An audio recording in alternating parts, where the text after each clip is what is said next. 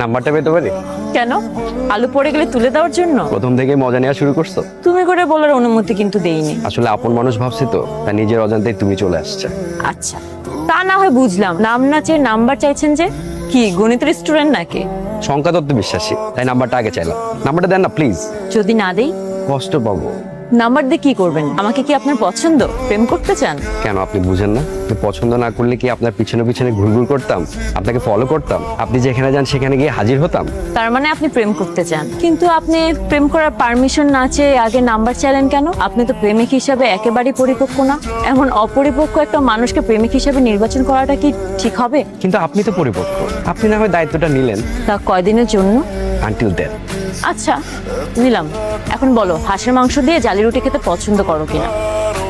হাসছো যে? অনুমতি না নিয়ে তুমি তো চলে গেলেন।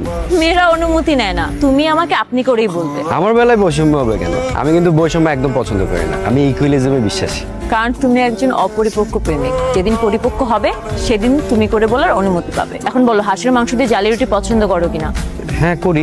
তাহলে চলো, খাবে। তোমার কি মন খারাপ? মন কেন খারাপ হবে? খরচের টাকা নিশ্চয়ই শেষ হয়ে গেছে। কত লাগবে? আচ্ছা, আমি বুঝতে পারি না একটা কথা, তোমাদের কাছে আসলেই তোমরা খালি মনে করো যে আমার টাকা দরকার, টাইমে আসি। এরকম না ব্যাপারটা সবসময়। আর তোমাদের সাথে এমনিতেও দেখা করতে আসতে পারি। কি যে বলো না আব্বু, আমার কি খারাপ লাগে না এরকম করলে? তুই তো এমনিও আমাদের কাছে আসতে পারিস। সন্তান বাবা মার কাছে আসবে না? অবশ্যই আসবে। আমার হঠাৎ করে এমন কেন মনে হলো বলতো? এটা একদম ঠিক না। আমার এই মেন্টালিটিটা চেঞ্জ করতে হবে। সরি টরি বলে কোনো লাভ হবে না। অপরাধ যেহেতু করছো, এটা শাস্তি স্বরূপ 500 টাকা দেওয়া। তা অবশ্য ঠিকই বলেছিস। অপরাধ যখন করেই ফেলেছি তখন তো জরিমানা দিতেই হবে। হ্যাঁ, ঠিক আছে আব্বু। আচ্ছা, তোর বয়স কত রে? আমার বয়স তুমি জানো না? আহা, বল না। 25। আমাদের বাংলাদেশের মানুষের গড় আয়ুটা কত বলতো? আব্বু, সাধারণ জ্ঞান আমি জানি না।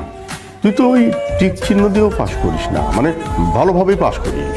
এমনকি প্রত্যেকটা পরীক্ষায় খুব ভালো রেজাল্ট করিস। মাথায় আসে না তুই এত ভালো রেজাল্ট কিভাবে করিস।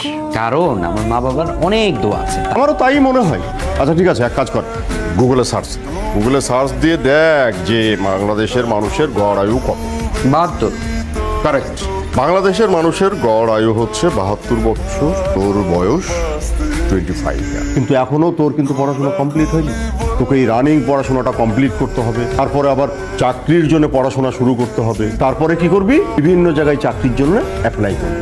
ওই ছোটোখাটো জবগুলোর উপরে ডিপেন্ড করেই, সেই এক্সপিরিয়েন্সের উপরে ভর করে নতুনভাবে আবার ট্রাই করতে শুরু করলি। দেখা গেল যে এই চাকরিটার চাইতে একটু বেটার আর একটা চাকরি পাবি। ততদিনে দেখা যাবে তোর রানিং এজ 5 থেকে 40 কোটায় চলে যাবে। এখন বল, কবে বিয়ে করবি, কবে সন্তানাদি হবে, আর কবে তাদেরকে লালন পালন করে মানুষ করে তুলবি? ততদিনে তো বুড়ো হয়ে যাবে। এইভাবে তো ভেবে দেখিনি। তাহলে এক কাজ কর, বিয়ে করে ফেল।